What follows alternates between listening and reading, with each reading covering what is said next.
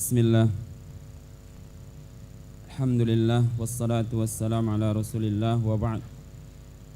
Qala al-musannif hafidhahullahu ta'ala fi kitabih Sittu Durar min usuli ahli al-athar natijatul i'radi an tauhidil mursalin. Qala Syekh Muhammadun Khalilur Murharras rahimahullahu ta'ala wa minal ajibi anna haula'il asya'irata yarawna anna akhassa khasa'isil uluhiyyati huwal infiradu bil khalqi wal ikhtira'i wa ma'lumun anna al infirada bi khalqi huwa tauhidur rububiyyati alladhi kana yukirru bihil musyrikun amma at-tauhidul ahammu wal a'zam wa huwa tauhidul uluhiyyati fa innahum la yahtammuna bih wala yujadu lahu dzikrun fi kutubihim wala'alla hadha huwa sirru fi inhiratin kathirin minhum fi bid'at tasawufi wa iqraruhum liwasailil syirkiyyati allati turtakabu 'inda adrihatil masyayikhi al-makburin. Qultu wa hadhihi mulahadatu 'alimin azhariyyin khabirun bil qaum fadhkur dhalik. Bismillahirrahmanirrahim. Alhamdulillahi rabbil alamin. Wa sallallahu wa sallam wa baraka ala abdihi wa rasulih Muhammadin wa ala alihi wa sahbihi ajma'in, amma ba'du. Qala Syekh Abdul Malik Ramadan Al-Jazairi hafizahullah, natijatul i'radi an tauhidil mursalin, efek atau dampak negatif disebabkan tak peduli terhadap tauhid yang dibawa oleh para rasul. Ikhwati al-kiram rahimakumullah, selalu kita ulang-ulang dan kita tak jenuh mengulang-ulanginya bahwasanya tauhid yang dibawa para rasul, yang diajarkan para rasul kepada umatnya agar mereka memurnikan atau merealisasikan, mewujudkan tauhid al-uluhiyah atau tauhidul ibadah. Itulah yang Allah perintahkan kepada Nuh, kepada Hud, kepada Saleh, kepada Syuaib, sampai Nabi kita yang mulia sallallahu alaihi wasallam. Semuanya mengatakan ani ibudullaha ma lakum min ilahin ghairuh. Sembahlah Allah semata, tak ada Tuhan bagi kalian selainnya. Inilah dia misi dakwah setiap rasul dari zaman ke zaman. Qala Syekh Muhammad Khalil Harras, berkata Syekh Muhammad Khalil Harras dalam kitabnya Da'watut Tauhid, dan dia adalah salah seorang ulama dari alumni Al-Azhar Al-Syarif. Wa minal ajibi, adalah hal yang aneh, yang mengagumkan, menakjubkan, anna haula'il asy'ariyah, bahwasanya para pengikut Al-Imam Abul Hasan Al-Asy'ari disebut dengan Asy'ariyah, yarawna, mereka berpendapat, anna akhassa khasa'isil uluhiyah wal infiradu bil khalqi wal ikhtira', bahwasanya yang paling terpenting daripada kekhususan Allah Subhanahu wa taala sebagai Tuhan adalah Allah Subhanahu wa taala lah Tuhan yang mampu mencipta, yang mampu melakukan penciptaan yang tak pernah dicontoh sebelumnya. Beliau Syekh Muhammad Khalil Al-Harras mengkritisi para pengikut Al-Imam Abul Hasan Al-Asy'ari yang disebut dengan nama Asy'ariyah.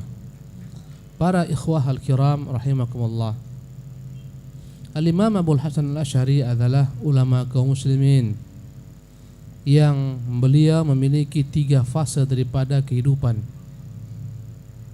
Al-Imam Abul Hasan Al-Asy'ari ini ketika orang tuanya wafat kemudian ibunya menikah, dengan salah seorang tokoh Mu'tazilah yang disebut dengan nama Al-Jubba'i. Bertahun-tahun dia belajar akidah Mu'tazilah, sehingga dia mahir menguasai usul-usulnya, prinsip-prinsipnya, mahir berdebat. Ya, bahkan ada yang mengatakan 40 tahun dia mempelajari akidah ini. Suatu ketika terjadilah dialog antara Abul Hasan Al-Asy'ari rahimahullah, dan dia adalah cucu atau cicit daripada sahabat Nabi Abu Musa Al-Asy'ari radhiyallahu anhu ardah. Maka dia berdialog dengan ayah tirinya Al-Jubba'i, dan dia tidak puas dengan apa yang disampaikan oleh ayah tirinya Al-Jubba'i tentang masalah takdir. Ya, tentang masalah takdir, ada 3 orang kakak beradik. Ya, yang pertama dia itu ditakdirkan masuk neraka. Ya, abangnya ditakdirkan masuk neraka. Ini adalah permisalan yang diberikan pecontohan oleh Al-Imam Abul Hasan Al-Asy'ari rahimahullah tabaraka ta'ala. Bertanya kepada ayahnya, ada 3 orang kakak beradik, yang paling terbesar ditakdirkan masuk neraka. Ya, adapun ya yang paling kecil dia ditakdirkan ya meninggal ketika kecil. Adapun yang pertengahan, yang kedua, dia ditakdirkan masuk surga. Ketika itu bertanyalah Abu Hasan Al-Asy'ari kepada Al-Jubba'i tentang 3 orang ini, di mana letak keadilan Allah Subhanahu wa taala? Kenapa dia wafatkan yang kecil ini ketika kecilnya? Berkata Jubba'i, dengan hikmah Allah Subhanahu wa taala, kalaulah anak ini dihidupkan sampai besar, Allah menakdirkan dia akan mati dalam keadaan kufur. Karena itulah Allah Subhanahu wa taala binasakan dia ketika kecil. Ya.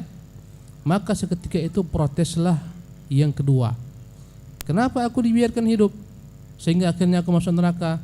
Kenapa aku tidak diwafatkan sebagaimana diwafatkan adikku ketika kecil? Ya. Dan yang kecil juga berkata, kenapa aku tidak takdirkan hidup panjang sehingga aku bisa masuk surga dengan surga yang tertinggi? Menerima jawaban yang tak memuaskan karena semuanya adalah rasio belaka.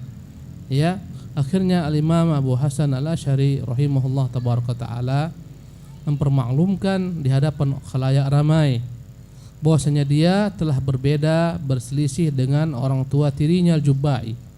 Dia naik ke atas mimbar di hari Jumat selepas orang sholat Jumat, dan dia melepaskan baju jubahnya dan dia berkata, sungguh saya telah melepaskan akidah Mu'tazilah sebagaimana saya melepaskan jubah yang luar saya ini. Setelah itu Imam Abu Hasan Al-Asy'ari rahimahullah belajar dengan salah seorang ahlul kalam yang bernama Abdullah bin Kullab, dan dari dialah Al-Imam Abu Hasan Al-Asy'ari rahimahullah menerima akidah ya, ilmu kalam tentang sifat-sifat yang wajib bagi Allah Subhanahu wa taala, sifat-sifat yang mustahil bagi Allah Subhanahu wa taala. Ya. Yang mana semuanya itu kembali mengakar daripada logika, sehingga ditetapkanlah 7 sifat darinya. Inilah 7 sifat yang wajib bagi Allah Subhanahu wa taala. Kemudian Al-Imam Abul Hasan Al-Asy'ari mengembangkan akidah ini. Darinya banyak belajar murid-murid, sehingga ya akidah Abdullah bin Kullab ini tertutup dengan dirinya, sehingga orang-orang mengatakan inilah akidah Al-Imam Abul Hasan Al-Asy'ari karena banyaknya murid-muridnya, sehingga dinisbatkanlah kepada dirinya akidah ini sebagai akidah Asy'ariyah.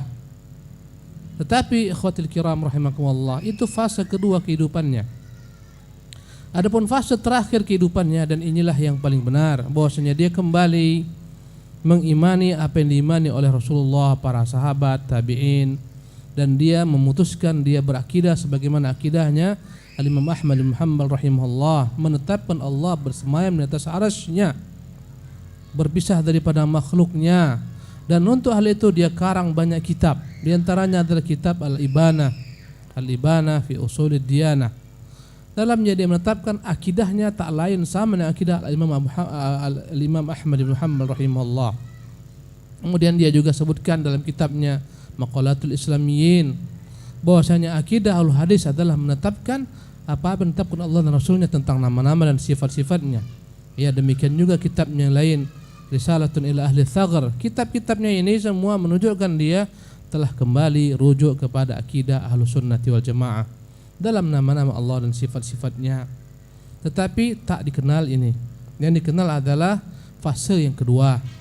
Ya, dan ini yang paling banyak berkembang di dunia Islam. Dan banyak sekali para ulama-ulama Syafi'iyah yang mutaakhirin, yang datang belakangan, mereka mengambil fikih daripada Imam Syafi'i rahimahullah, tapi mengambil akidahnya daripada Al-Imam Abu Hasan Al-Asy'ari rahimahullah pada fase yang kedua. Dan pada hakikatnya fase yang terakhir di akhir kehidupannya adalah dia kembali kepada akidah salaf. Ya, aqidatus salaf ashabul hadis. Jadi yang disebutkan dengan Asy'ariyah, mereka lah pengikut Imam Abu Hasan Asy'ari pada fase yang kedua. Ya.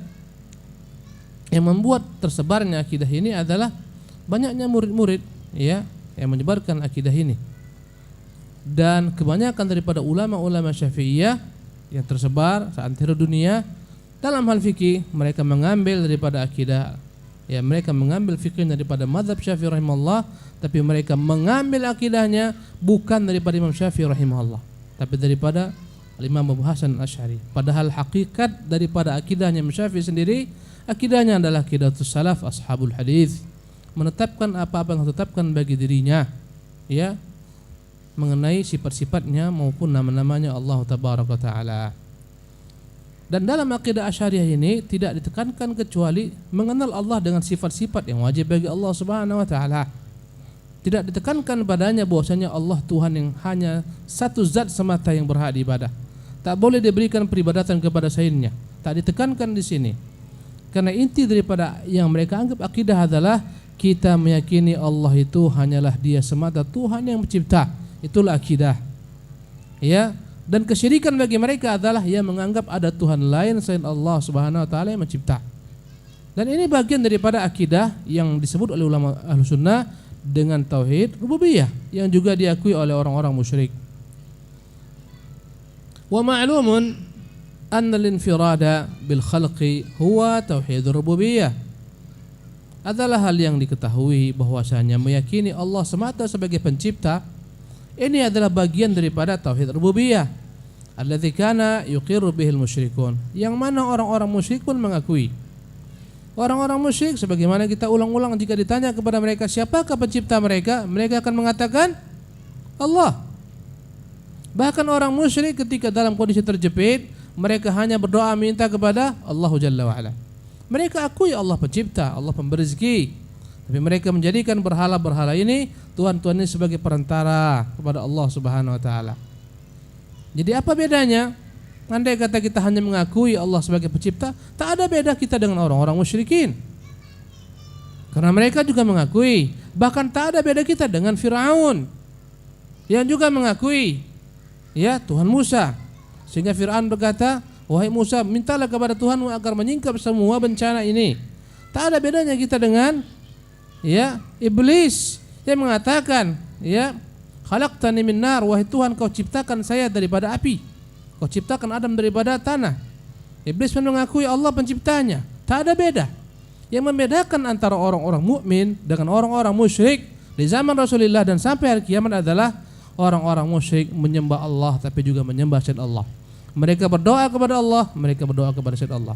Mereka menyembelih untuk Allah, menyembelih juga kepada selain Allah Subhanahu wa taala. Itu yang membedakan orang-orang musyrik dengan Rasulullah sallallahu alaihi wasallam. Ya. Kata beliau, amma tauhidul aham wal a'zam. Adapun tauhid yang paling penting, yang paling besar, wa huwa tauhidul uluhiyah. Itulah dia tauhidul uluhiyah, memurnikan ibadah hanya untuk Allah semata, tidak meminta kecuali kepada Allah, tidak berdoa kecuali hanya kepada Allah, tidak bergantung kecuali hanya kepada Allah. Ya. Inilah namanya tauhidul uluhiyah, tidak menyembelih kecuali hanya untuk Allah. Fa innahum la yahtamuna bih. Karena itulah kita dapati mereka tak begitu pedulikan tentang tauhid uluhiyah ini.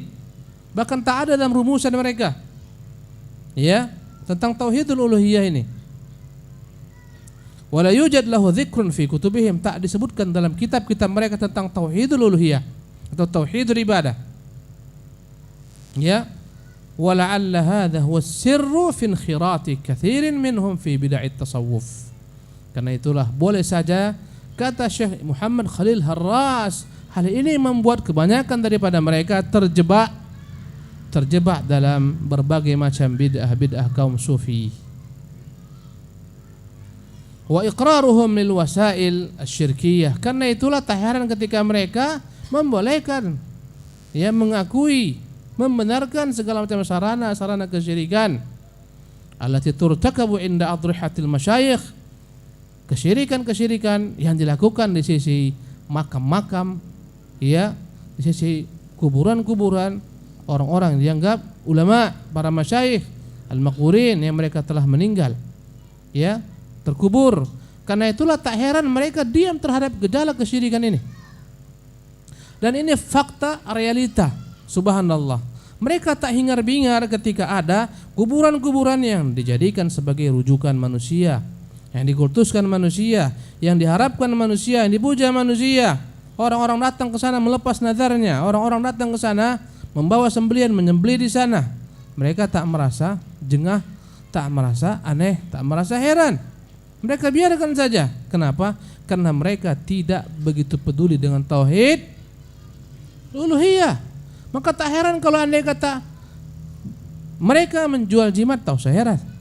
Mereka yakin dengan dukun, tak usah heran. Karena tak disentuh tauhidul ibadah. Subhanallah. Karena itulah banyak sekali terjadi berbagai macam fenomena kesyirikan. Ya, kadang-kadang bocah dianggap bocah keramat. Ya, subhanallah, dengan batunya semua orang bisa sembuh. Berduyun-duyun orang datang untuk mencari batu. Ya, kobokan si bocah dijadikan obat. Subhanallah. Kenapa? Karena tak duduk tauhid apanya? Tauhidul ibadah. Subhanallah. Ya. Karena itulah jangan heran ketika sebagian daripada mereka menjual jimat. Para guru-guru mereka, muallim-muallim mereka menjual jimat, pekasih namanya, penglaris namanya, dan seterusnya. Jangan heran. Tak usah heran ketika mereka menjual buku-buku mujarabat yang dalamnya tangkal-tangkal, raja-raja. Tak usah heran. Yang menjual berbagai macam pusaka-pusaka yang dalamnya ada kandungan mistik. Tak usah heran. Kenapa? Karena mereka memang tak peduli terhadap tauhid ibadah uluhiyah. Subhanallah. Qultu wa hadhihi mulahadatu alimin azhariyyin. Aku berkata, inilah kritikan dari seorang ulama dari Azhar sana. Khabirun bil qaum, yang dia sangat tahu dengan mereka. Fadhkur dzalik, ingatkanlah demikian. Dan ini akidah yang diajarkan di sana. Akidah Asy'ariyah ini. Bahkan di sebagian besar kaum muslimin, bahkan kita terlahir sejak kecil sampai kita dewasa mempelajari sebagian daripada akidah ini. Ya. Wallahu tabaraka wa taala alam. Naam. Mikrofonnya kurang keras saya rasa ini. Capek saya bicara. Keraskan sedikit. Naam. Fadhal. Tauhidul asma'i was sifati wa huwa ya'ni al-imanu bi kulli ma wasafa Allah subhanahu bihi nafsahu wa samma wa annahu la yusamihi fiha ayyu 'azimin wa kada tanzihuhu an kulli 'aibin li'annahu subhanahu qad tafarrada binu'util jalali wal kamali wa taqaddasa an sifatin nafsi wal mithali wa ala hada yajibu ala kulli muslimin an yuthbita li rabbih jami'a ma wasalahu mimma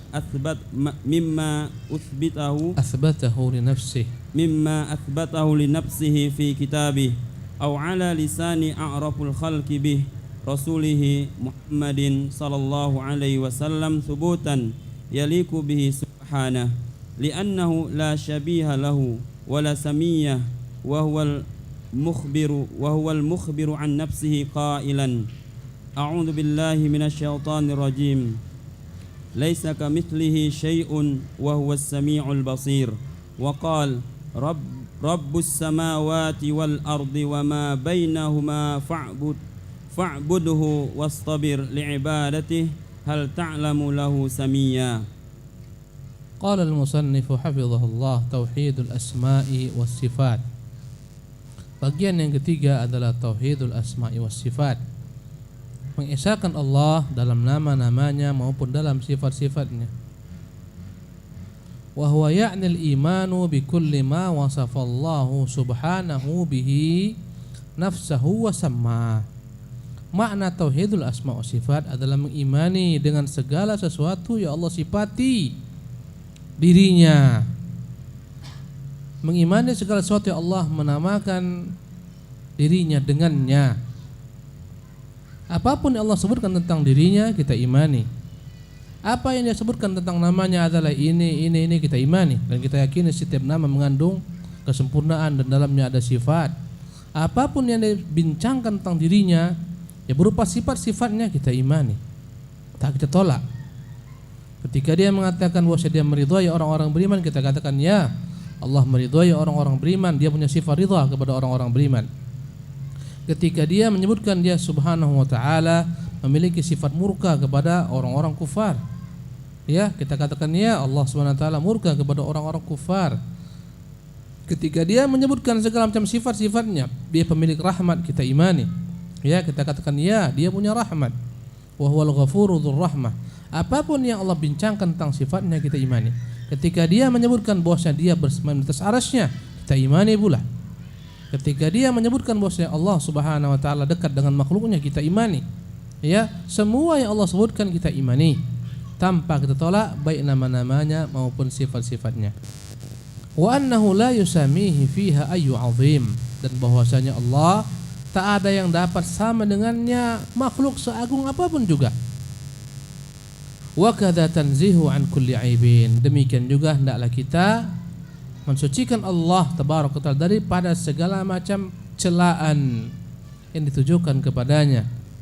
Li'annahu subhanahu qad tafarrada bi nu'util jalali wal kamal. Karena Allah dialah Tuhan yang Maha Esa, pemilik segala macam sifat-sifat yang sempurna, yang maha terpuji, yang maha agung.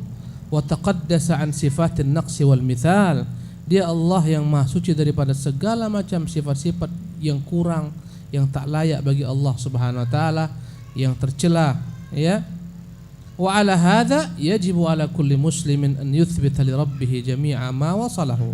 Karena itulah dalam bab akidah ini, tauhidul asma wa sifat, wajib bagi setiap muslim menetapkan bagi Allah semua yang sampai kepadanya mimma athbatahu li nafsi, daripada apa-apa yang Allah tetapkan bagi dirinya fi kitabih, dalam kitabnya. Kita imani semua. Allah mengatakan wa jaa rabbuka wal malaku saffan saffan. Datanglah Tuhanmu di hari kiamat dan malaikat bersaf-saf. Kita katakan ya, Allah akan datang menjadi makhluknya, datang yang tak akan sama dengan makhluk, sesuai dengan kebesaran Allah Subhanahu wa taala. Ya, kita imani semuanya. Ya. Apapun yang Allah bincangkan tentang dirinya dalam kitabnya kita imani. Ya. Apapun, berkata yakni pengarang hafizahullah, aw ala lisani a'rafil khalqi bihi rasulihi Muhammad, dan kita pun mengimani apapun yang disebutkan di atas lidah orang yang paling mengenal dengannya, Rasulnya Muhammad sallallahu alaihi wasallam, thubutan yaliqu bihi subhanahu. Ya, kita tetapkan sebagaimana yang layak bagi Allah Subhanahu wa taala. Ketika Nabi menyebutkan dalam banyak kisah, dalam banyak hadis tentang sifat Allah Subhanahu wa taala, di hari kiamat Allah akan menyingkap subhanallah betisnya, ketika itu sujudlah seluruh makhluk-makhluknya daripada orang-orang beriman. Adapun orang-orang munafik mereka tersungkur. Kita imani. Kita imani semua yang Nabi sebutkan tentang Allah Jalla wa ala. Ya. Inilah makna beriman kepada nama-nama dan sifat-sifat Allah Subhanahu wa taala.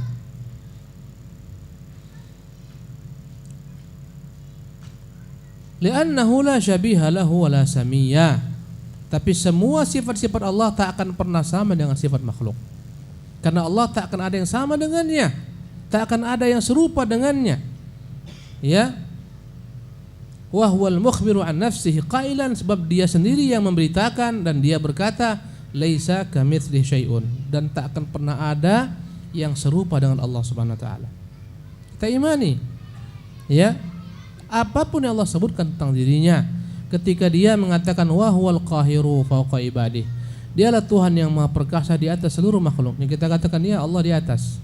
Siapa yang mengatakan Allah di atas seluruh makhluk?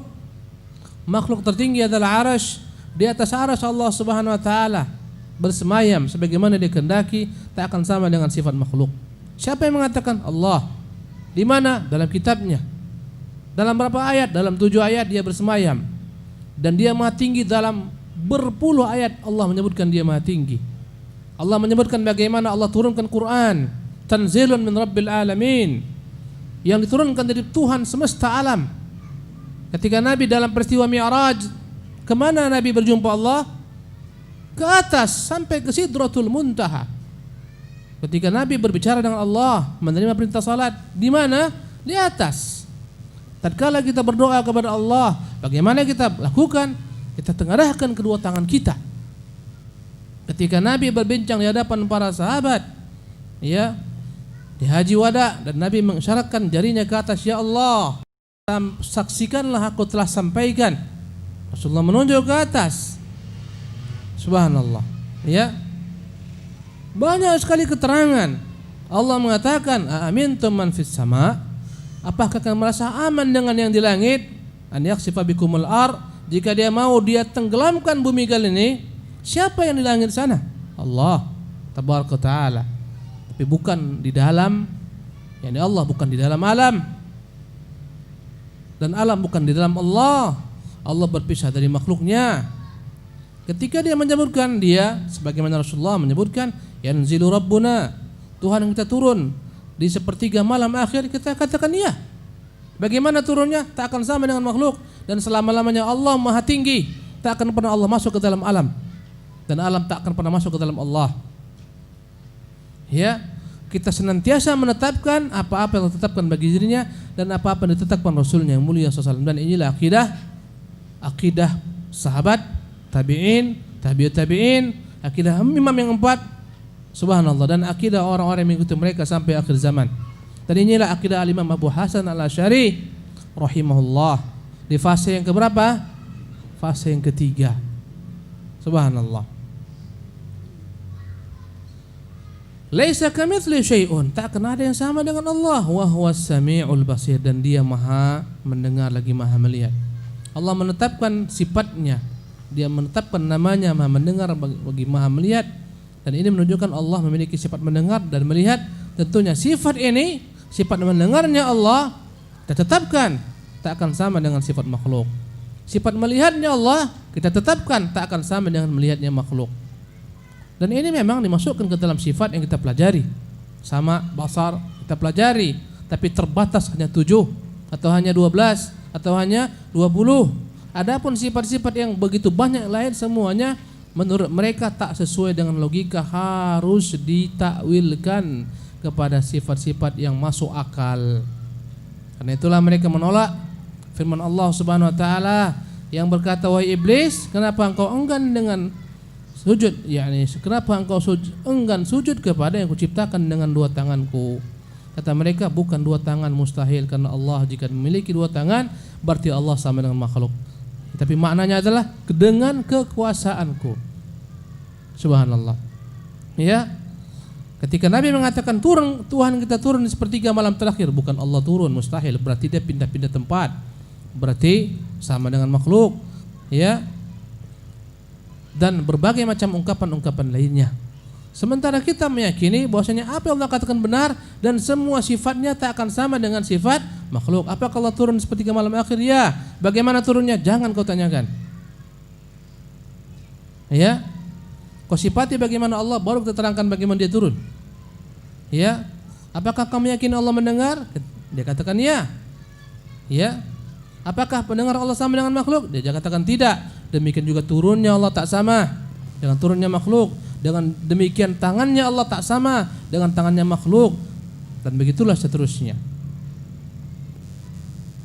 Wa qala rabbus samawati wal ard, dan dia Allah Subhanahu wa taala berfirman, dialah Tuhan pencipta langit dan bumi, wa ma bainahuma, dan apa-apa yang terdapat di antara keduanya, fa'budhu, ibadatilah dia, wastabir li ibadatih, sabarlah dalam beribadah menyembahnya. Hal ta'lamu lahu samiyan, tahukah engkau bahwasanya Allah Subhanahu wa taala, apakah kau mengetahui ada yang sama dengan Allah Subhanahu wa taala? Tak ada yang sama. Surat Maryam. Ayat ini menunjukkan Allah lah pencipta alam semesta, langit dan bumi. Namanya akidah, apa namanya, tauhid rububiyah. Ya, Allah Rabbus samawati wal, dialah Tuhan pencipta langit dan bumi. Ini namanya tauhid apa? Tauhid rububiyah yang diyakini oleh semua orang-orang musyrik pada masa Rasulullah. Sampai saat ini orang-orang ateis pun yakin ada Tuhan pencipta alam semesta, walaupun mulutnya mengatakan tak percaya. Ada kekuatan yang maha besar yang tak akan dapat ditaklukkan, ditentang. Kemudian ungkapan fa'budhu, maka sembahlah dia. Ini tauhid apa? Uluhiyah. Wastabir li ibadati, sabarlah engkau dalam beribadah kepadanya. Hal ta'lamu lahu samiyan, tahukah engkau adakah yang sama dengan Allah Subhanahu wa taala? Tak akan ada yang sama dengan Allah Subhanahu wa taala. Ya. Ikhwatul kiram rahimakumullah, pembahasan tauhidul asma wa sifat ini kita lewati karena ada khusus pembahasannya pada setiap pagi hari. Di hari apa?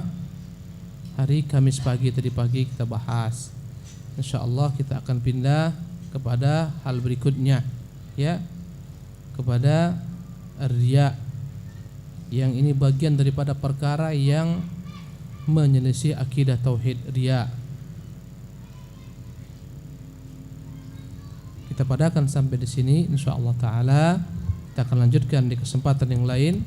Subhanakallah bihamdika, asyhadu an la ilaha anta, astaghfiruka wa atubu ilaika. Wa sallallahu wasallam ala nabiyyina Muhammadin wa akhir da'wana alhamdulillahirabbil alamin. Assalamualaikum warahmatullahi wabarakatuh.